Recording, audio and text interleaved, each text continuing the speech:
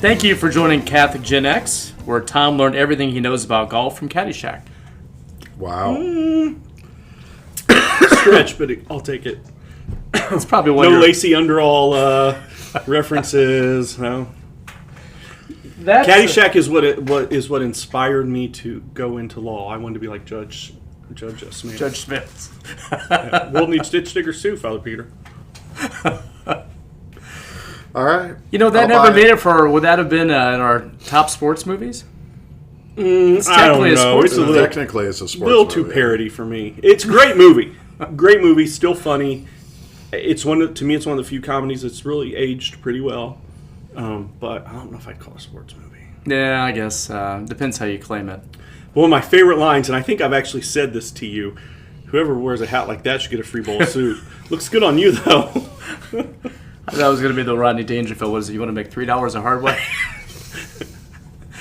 He really could have mixed that movie. So he's got some good ones in that. Very, very irreverent. So I noticed that our listeners can't see this, but you guys haven't commented on my U.S. Olympic breakdancing I shirt. saw it. When you opened the door for me, I saw it. Our faithful listener, Andrea, gave this to me. So thought I would don that today. And you should have told me. I would have worn my World Sushi Eating Champion shirt.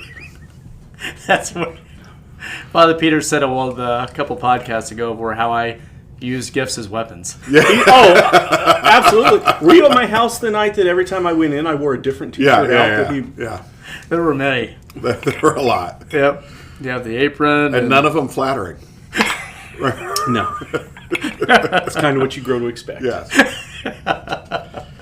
I have aggressive friendship, so maybe think about bad T-shirts. Did you guys have, like back in the 80s, remember like a lot of the like ninja, like martial art kind of stuff was really big, like probably mid-80s, Last Dragon, we talked about that before too. Did you ever have like it could have been Japanese or Chinese, I don't know exactly what language it would have like a written script or something on the T-shirt and you wear that, or like the bandana? No. You guys didn't have that? I had a "Don't Touch This" T-shirt. Do. Exactly. So I took my youngest to see the new Captain America movie a few weeks ago. There's another Karate Kid coming out.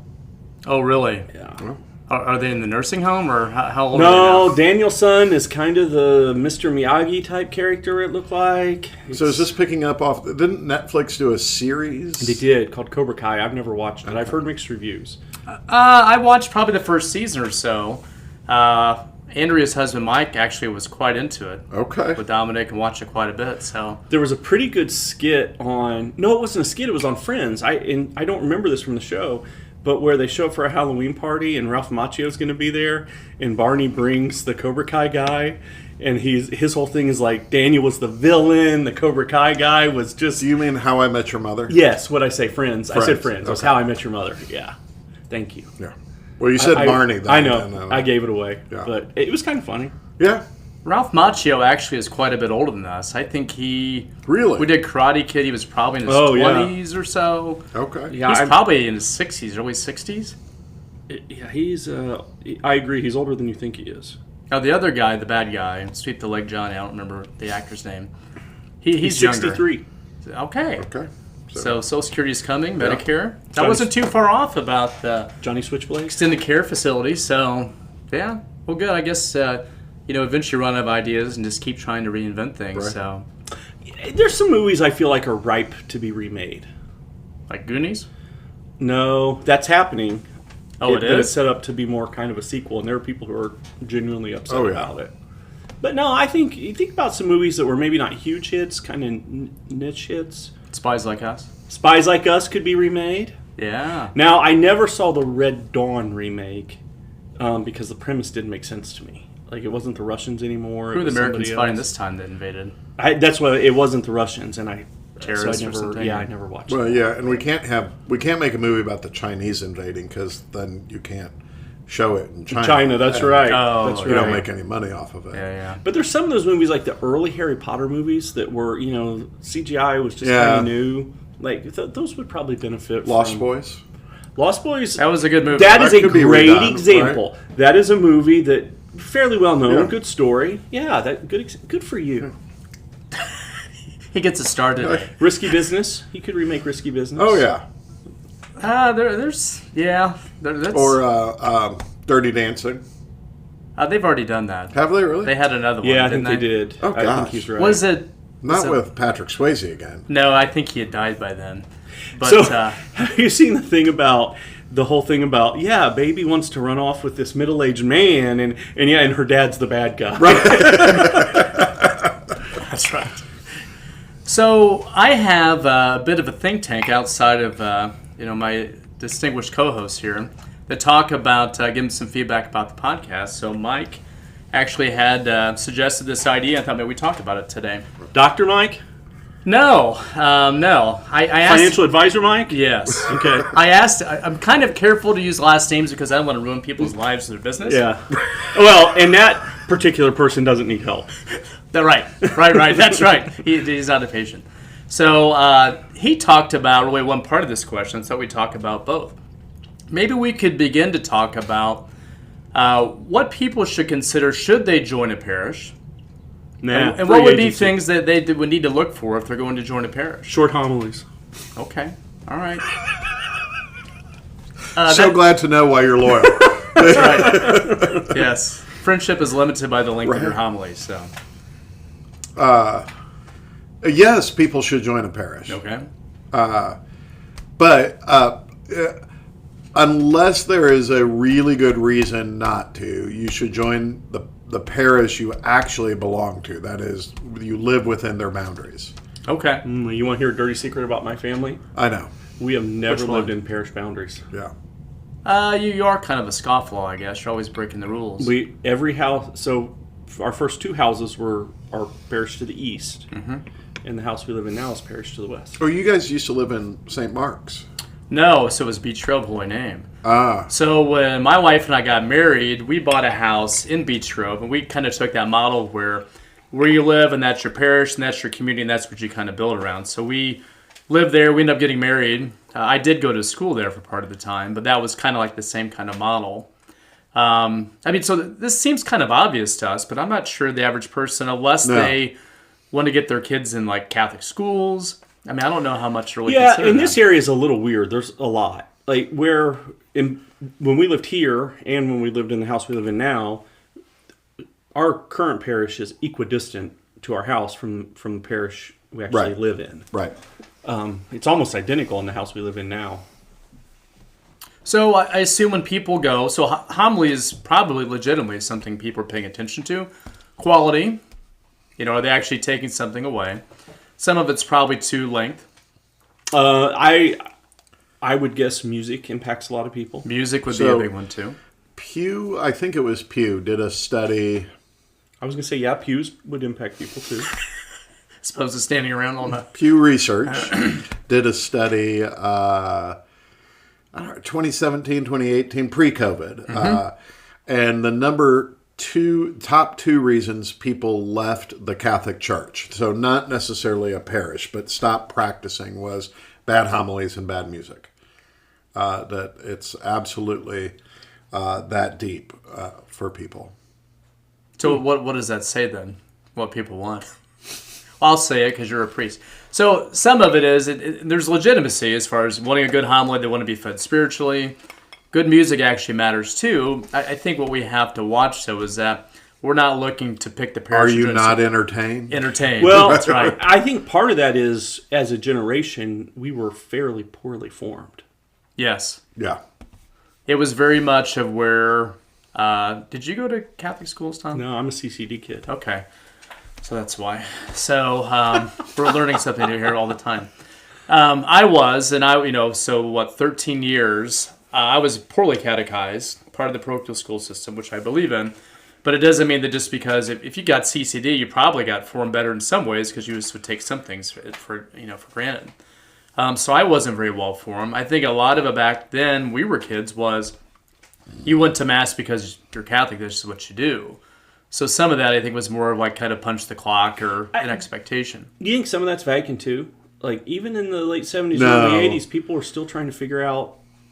I think some of the weak catechesis was Vatican II because they kind of jettisoned the older more tried and true catechesis and went for, make a collage about Jesus loves you. God's eyes. You make God's eyes. Yeah, ridiculous. But I also think that punch the ticket thing has been around for a while. Oh, probably that's been around centuries, for right? a long while. Because did it used to be historically when Mass was 3 hours long, that part of ringing the bells, people would be at the tavern or whatever, they would come back with the time. Yes. Elevation. Right. Yeah. So the Sanctus bells, you would ring the church bells at the Sanctus, and then people would come in. Those were the good old days. Right? Days of running in for the church bells, and priests could have snuff and What if we put not a full tavern, just a tap in the narthex? Is that frowned upon? I mean, what mass are you going to come? What time are you going to come to mass? You are judgy. I just think 7:30 a.m. beer. It doesn't have to be before mass. It can be after. Okay, 8:15 a.m. beer. Oh, yeah. You've never had a beer at 8:15 in the morning. I'm not saying never. If you're drinking beer at 8:15 on Sunday, either you never went to bed the night before, or you got other problems. No, I don't drink beer on Sunday morning. I'm not an animal. Well, there was talk at one time about having a coffee bar. I know. That's partly why I said it. Yeah. I remember those angry days. Yeah. I assume something else people are looking for, too, is are the parishioners, are they friendly? Yes. Yeah, so here's what I think happens, because we are getting to the age now where we have a number of friends who are a little bit further along than us and their kids are out of the schools. And I think what happens is you keep your parish affiliation, but you don't feel as required to attend Mass there every week. Right. I know a number of people that they just kind of bounce around the deanery, whatever works for what they want to do. Kind of like the Mass and the schedule. Mm-hmm. And so, I mean, I understand there's a necessity. I'll tell you a quick story. So, I think I did tell Father Peter this, but not Tom. So my wife and I and my daughter were out of town. We were in Louisville for a volleyball tournament. See the craziness of sports episode. So she had done well. The team went all the way. They won the gold, so to speak. So, because everything is we talked about in the podcast, I'm like, when is the next Mass? When is the next Mass? So we run out of options in Louisville. We had run out of options basically over the river, like New Albany, things like that too. And so we were driving back, and we were going to get back probably about 6:15, maybe 6 o'clock. All the late Masses were gone. There were 2 left. So there's one at 6:15, and the other one was at 7. The one at 7 was at St. John's downtown, which is great, but it's we're tired. We've been going our daughter been playing volleyball all day. We have to park and hoof it, all that kind of stuff too. Or we can go to the Mass 6:15 p.m. at St. Patrick's, which was all in Spanish. So we opted Spanish. So it's a road game for us. So we don't know the language. We recognize the Mass. Se no hablo. No. And which, I was teasing Father Peter. It's like when's our parish going to get it to? I was walking up. People were wonderful, green. They were grilling meats outside. Right. They had, they were, Before Mass? Yes. Well, you got to start before Mass. Good thing your middle son wasn't with you. He would have been angry. So, so we went in and sat down, and I was thinking about Father Peter because the homily was probably about 20 minutes. Oh. And it was in Spanish. Ridiculous. Now, mind you, we're in Lent right now, so good sacrifice, that part of it. But, so we did that, basically, so sometimes it is the schedule, the road game, or it's just whatever you choose to prioritize. So I'm not saying what you did is wrong. Mm-hmm. This is not a value judgment. But that was absolutely a check-the-box experience, right? You really didn't get anything out of that Mass other than Eucharist. I disagree. So that right there. Can you hear yourself? Let me step away while you go to confession. No, you know what I mean. You know what I mean. I disagree because it led to discussion with our daughter of saying Jesus is still here regardless if it's not in the vernacular. Right. And that we go to Mass because we love Jesus, and even though this was a different experience for us, it's still absolutely good. Right. See, this is why we all need to agree the Vatican II was a mistake. We admit our mistakes, and we go back, and then it doesn't matter where you go, and it's all in Latin. Well, my dad used to say that. The church was never the same after it stopped speaking Latin, universally. But, it would be tough to go back to that. Yeah. It would take at least it would take a couple generations, I think. But the younger people that are staying or coming in the church would probably consider they're a bit more trad. I don't know if we have any trad listeners yet. They haven't reached out to me if they are. So, I mean, you asked a good question. I didn't see it as checking a box, and it was actually something which was interesting culturally because it showed our commitment to God and still being out of our comfort zone. Yeah. And maybe I'm rationalizing, but I mean, so. your words, not mine. But, I mean, I think there is an element, because it's an obligation, that means that I think for most people, maybe all people, there will be times in which you merely fulfill your obligation. Right. So that's okay. You threw shade at me for saying all you did was get the Eucharist. Well, it's clearly not the intent, because if that was the intent, every Sunday we just have Eucharist service, right? Right. So I'm going to stand by what I said. I'll double down. I'm just saying, it came out sounding like the Eucharist was. I can't help how you misinterpret what I clearly said. Well, he does have a degree in counseling too, so he's a man of many expertises. So one of the things I thought was interesting about it too was the people were very friendly. Yes, and it was very clear. We probably weren't part of the congregation. Yeah. Well, so we actually just had this conversation this weekend. My wife and I, there's a parish that we attend on occasion. It's a small parish, and part of what we like about that's the anonymity. We like that we walk in, we celebrate Mass, and we walk out. It's like you go flip-flops and wife beaters? And we be anonymous? Or? No. But people there don't know us. There is something about that. We were on vacation, too. That kind of experience. I had sent the picture to Father Peter about the church we went to one time down in Florida, and it had like the liturgical, like the seasonal colors, and it was like purple because of Lent, and like the neon lit up behind like the crucifix. So you need to go sometime in Cocoa Beach so you can see the Rock Band of Angels in stained glass. Oh, wow. Does that Ron John Surf Shop have that? Is that one who sponsors it? Yeah, it's the Ron John Chapel. That's right. St. Ron John. But the thing is community is really good for us and important for us. But sometimes we don't want it, and that's okay. It depends. I think that Father Peter's onto something of where the hermits were holy men. Well, but they weren't always in the cave. I mean, they came out, and even the raven brought them loaves of bread. They had to leave the cave a little bit. So since we don't have video, everybody needs to know that Father Peter just clearly rubbed his head in disgust. So I do think that there's something with, if you belong to a parish, then you belong to a community. I think as much as you can to make a priority to go to Mass in your community. Right. Because, and Tom and I, Tom's still in this, I'm kind of on the tail end, of where, how kind of people walk through that time if you have a family, if you have kids. I think that sense of community, and Tom and I, we talk to us, are very good friends because of, our kids, our boys. And I think if you can, you try and go to Mass at your parish. I think there's something about that of where, you are responsible, to kind of help your parish, to help each other. And some of that is worshiping together. All right, so this is the front end of the question. Holy cow. This is the back end. This is really the question that Mike wanted to know. What are good reasons to leave your parish? Not leave the church, but to leave your parish. Well, the same reasons. It's just the inverse. Long homilies, bad music, bad kneelers. No. I think if you are a parent and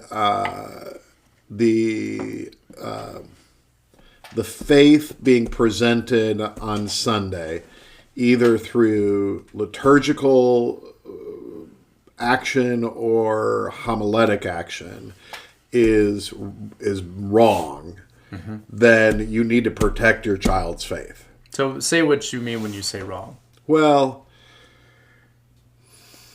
so heretical, heretical preaching for sure, like a malformation of the faith. I don't think boring is reason enough, but I think if Father is wrong consistently, then you need to protect your child and should leave. And if the liturgy is not, again, low liturgy, high liturgy, that's less important, but is it being done according to the mind and heart of the church? Mm-hmm. So we are in a little bit unique situation at our parish because we're located right next to the diocesan high school. Right. And so we've got a number of parishioners that are only there because but it's a big reason they're there is because we're right next door to the diocesan high school. Do you think about that at all? I've registered Baptists as parishioners, and I've said to them, yeah, you can get the parishioner rate tuition, but in order to qualify, you have to come to Mass twice a month at least. You have to give to the upkeep of the parish, and you have to volunteer. That's the same standard I hold baptized Catholics. Really? You don't have to be a practicing Catholic to get the... No. Did you know that?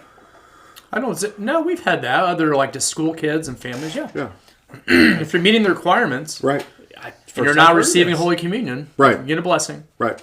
We make all that clear, and if they want to live up to the same standard that I hold you guys to, then they're welcome to do it. That's a tough standard to live up to. What you hold us to, right? That's right. Okay, not you specifically, but and I guess it might be a little early for you to answer this, but how successful have? That's not the way I want to phrase it. How many of those people have later converted? More than an anecdote. Well, if you're going to take the time, I would think something would resonate eventually. I think rub off on you, right? We have a serious uptick in what we call OCIC, Order of Christian Initiation for Children. So the grade school is a serious evangelization tool. You go through second grade and you're the only one left out. We have a fair amount of kids that do that, don't we? Like either that are in the school or they're just like in the parish or otherwise too. Could be like homeschooling kids too. Yeah, which is great. And that's something where we could probably talk about this sometime. That's tough for those kids because it's easy for them to unintentionally kind of get misplaced. Right. With just other, really aspects of the parish community. So, I mean, the not wanting heresy, wanting truth is absolutely good. I think the tough thing is of where, and I'll speak from my own experience, I guess I always kind of knew, but I didn't really understand. But I don't know if the average person thinks, well, it's just heresy versus like, well, I'm just bored. Right. That part of it. I do think, though, are you spiritually being fed? And what being fed is not being entertained. As Father Peter's kind of joked about, of where, he wants every homily to at least be a bass hit. Sometimes it's a grand slam. But, what are you, even the homily, what are you remembering? How is it affecting the family? Things like that, too. I think that would be, that question, can you answer that? Tom, what do you think would be a good reason why somebody should leave a parish, go somewhere else?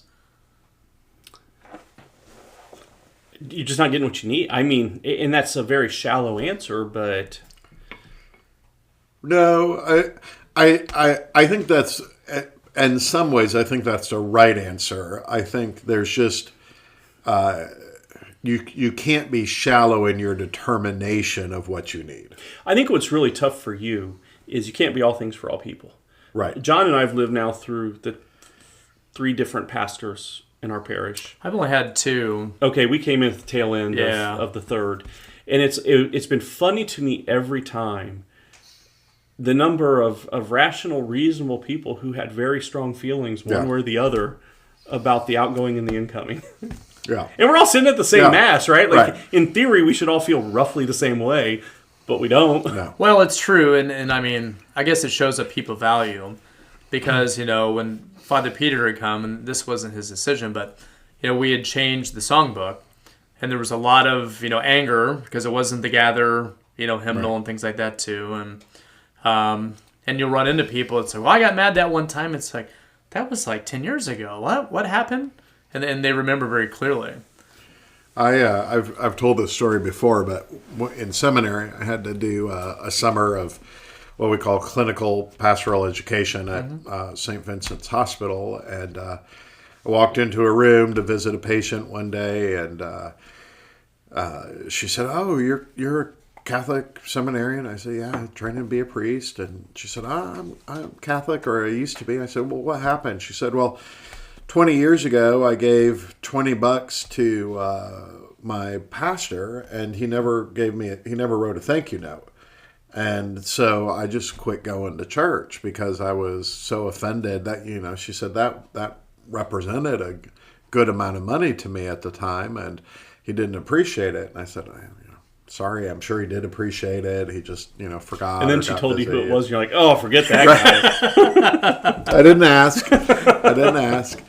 But I think, I'm acutely aware of that people are like that. These are very deeply felt things, even if I might say, "Well, that's ridiculous." But very often you're dealing with people in highly emotional states, and that's just not what do you do. Grandma died, right? I'm sensitive, and you're not in the crowd pleasing business. You're in the saving souls business, right? That part of it, and so and it's everybody wants something different. Some of that's good, maybe some of it's not. I do think that if you're going to consider, if you're actually a parishioner somewhere, you're going to leave and go somewhere, you should spend some time praying about it. Yeah, I tell you. One thing that along these lines that bothers me is the people who have kind of the consumerism idea, and like the customer's always right, and like, "Oh, well, the church needs to change," because I don't buy that. I would also say, talk to your priest. Like, I'm amazed at the number of people who leave in anger or frustration or whatever, who have never once said a word to me. But what if your priest has a huge ego and just really doesn't take criticism? I will still listen in spite I wasn't of my... talking about you. Well, but I think that this is a Christian thing, right? This is a scriptural thing, that even if your spiritual leader is wrong, to give him or her, but him in this case, a chance to make it right. And even if he reacts poorly, you did well by giving him the chance to be right. Right? Hey, have you've been ordained 12, 13 years? Almost 16. Okay, longer than I thought. Thanks for the anniversary card, Tom. Are you starting to see people, fellow priests you've known for years? I think it would be very difficult to over long periods not have some sort of attitude shift.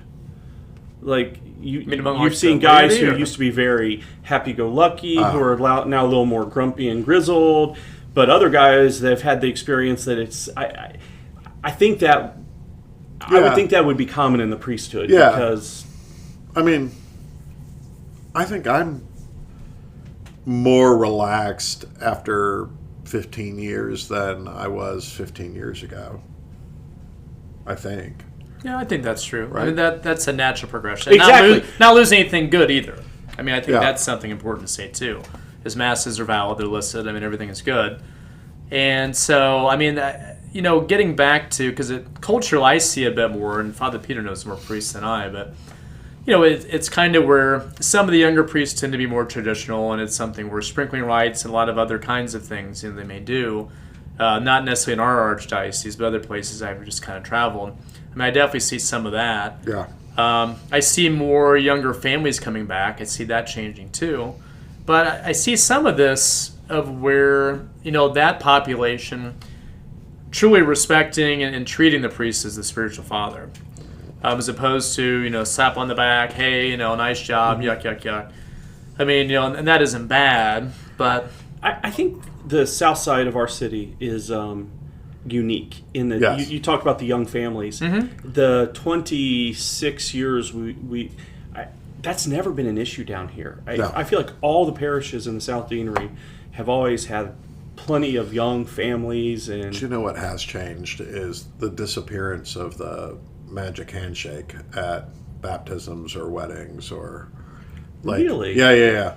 I can't tell you the last time I got a $5 tip at a baptism or Really? Because if you would hold up a card scanner, the young people would just tap their card. They don't have any cash. I thought that probably was part of it. But it used to be like It was. grandpa's Yes. Yeah, I thought that was obligation. standard. Thank you, Father. Yeah. Yeah. That surprises me. Yeah. So, listeners, bring it back. That's right. So, and Mike is asking partly because he's considering making a change. So hopefully he's considering St. Jude. Oh. Yeah. Oh, It's that's funny you right. I say forgot that. which Mike we were talking Yeah. about. Because Not a Mike that's already I've seen him a few times recently. And his son's at St. very Jude. involved. He's a sacristan. I mean, he's involved in the youth group. At St. Jude. Yes. Yeah, I thought that was the case. Yeah. Yeah. Yeah. So, well, I think those are all very good reasons of certainly joining a parish, even considering to leave. I think that whatever you do, it needs to be intentional. I mean, ideally it's prayerful. And I think you take some time with it, that it's not just random and reactive and stuff. And we're about to enter a time where priest assignments will be changing. And I do think you bringing that up, when I, years ago, when I was the associate pastor at St. Barnabas, we had some high school families that wanted to kind of stay connected to Barnabas, but their kids wanted to go to St. Roch with Father Jimmy, and because he was the chaplain at Roncalli at the time, and they felt a relationship there. And I said, look, if it makes it easier to go, if it makes it easier to get your kid to Mass, and it eliminates an argument or feet dragging or whatever, then go to St. Roch's. Right. I think there is a value there of not chasing entertainment, but what is your kid latching onto in the faith? And sometimes it's a personal relationship like that, right? So, Yeah, I have to say, my kids are probably a little better than I am about they miss Mass and making sure they go somewhere. yeah. Like I'm blessed in that since they got their driver's license, that's a battle I've never had to fight. Yeah. That they're going to find their way somewhere. And I think there's another part of this too, of where, and I think that's a great example of like young people. You got to think big picture. And then sometimes if you're a parishioner somewhere, there's still, unless it's heretical and there's like major concerns, I think there's still something about being faithful to your parish. Yeah, absolutely. I mean, sometimes you get priests you don't click well with. Otherwise too, it could be music. As long as it's not inappropriate or like disturbing your peace, kind of thing, which isn't always about being pleased. I mean, sometimes I think that faithfulness can be good. It just goes back to the question as to why you leave. So, Tom, there's this thing now that's called, it's like a textual message. It's not a letter. Tell me more. Is it a text? Have you heard such a thing? One text or thing we'd gotten was where, like, what is the sound that we hear on the podcast? I think every time this happens, an angel's getting his wings, right? Yeah, that's right. So we generally record this in John's basement, right. Yes. And it's always so hot down here, Right. that Father Peter and we need lemonade. That's right. Otherwise, we'd probably pass out. That is exactly right. It's a very grown-up lemonade.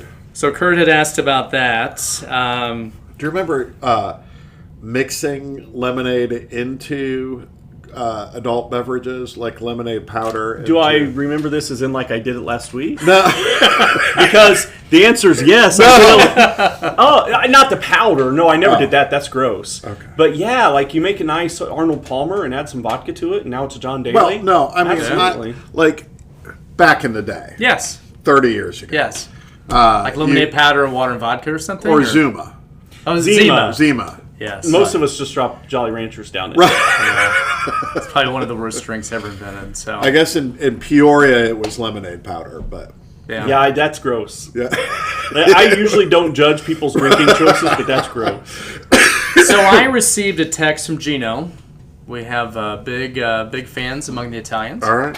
Which is good. Gino had said he had listened to the top 10 things not to do at Mass. Oh, I said some stuff in that one. Well, we always do, right? Guys, great podcast. Listened to the whole thing this morning while I was catching up at work. A few other church annoyances during Mass I like to add that I don't think was brought up. One, the off-cadence person singing the Mass parts or prayers. Yeah. The one that has to be louder and faster than everyone else. Yep. That's like, our Father, who art in heaven. Yeah, all good points. I know the 3 people in our parish that fits. I think it's cute that you think there's only 3.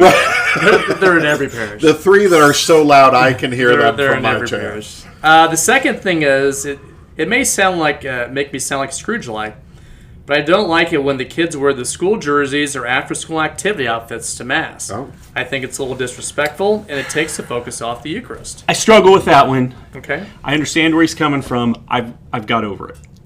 I think it depends. When you have a team Mass, Right. and the team is there, I think it's great, but it's just kind of where... Well, like for us, we have the 4 o'clock on Saturday. Right. And it's pretty common that you will see the family that they've come straight from Right. whatever sporting event.